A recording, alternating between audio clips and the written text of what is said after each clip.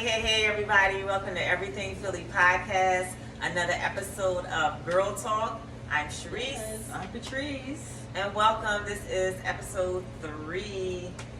We missed last week, but we're back. Holiday time, you know how it is. Yes, it's December. We just got over Thanksgiving holidays. It's December. I'm all ready. You see, we got everything all festive and in the spirit. You ready for the holidays? Yeah, with our little Christmas tree. Sing a Christmas tree song. Okay. Oh, Christmas tree, how lovely are your branches. Yes. That was corny. Okay. Anyway. Yes. So, I want to start off with this book right here. I was looking for something to take notes in for the podcast, and as I was cleaning out my basement, I came across this book that was gifted to me a couple years ago, and it's called God's Plan is Perfect, Your Journey to the Truth. Now, I want to shout out my longtime girlfriend, high school classmate, Rhonda from ATL. Well, she lives in ATL. She's from Virginia. But this is part of what she does as her business. And she created this for me, and I hope that she is watching. It's a little bittersweet because she's going to be like, why the hell you just now opening up that book? That book was given to you a few years ago. I don't know why. It just, life be life in. But I found it. It's just like the book says. It's God's plan is perfect.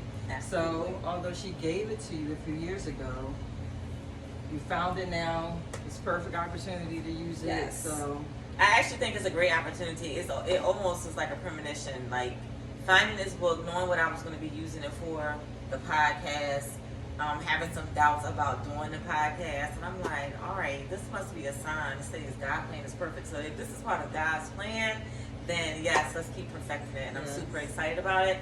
And I will be using this, Rhonda. All these pages are going to be filled. I'll be calling you, asking you for volume 2.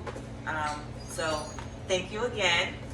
So yeah, moving on to God's plan being perfect and thinking about like everything happens for a reason. And you and I were talking the other day, and we got on the subject of forgiveness. That's a heavy, hollow word. I don't want to talk about it. I didn't. I know I say this all the time, but it's for real. I'm a Capricorn, and we forgive to a degree. We don't forget shit though. And I'm a true Capricorn to the heart. I unfortunately, I don't know if it's good or bad, but one thing about me, I'm gonna speak my truth. And you either love it or you don't. I don't give a fuck. That's just how that goes. But I have a hard time forgiving.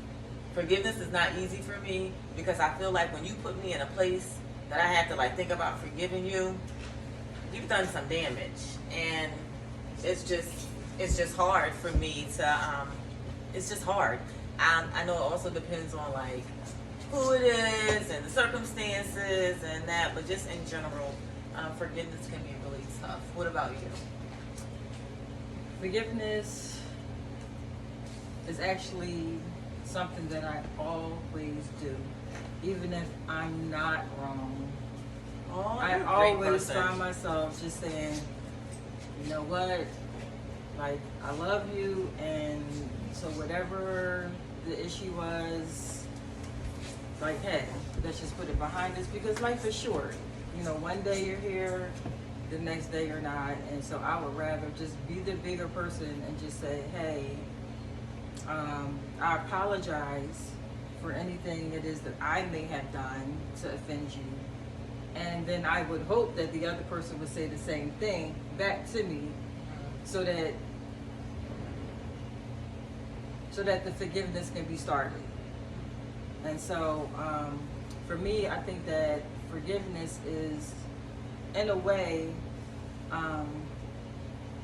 a form of self-love and self-care, because it's not only are you forgiving them, going to the person and say, hey, I forgive you, it's also allowing you the opportunity to not have the past haunt you every day.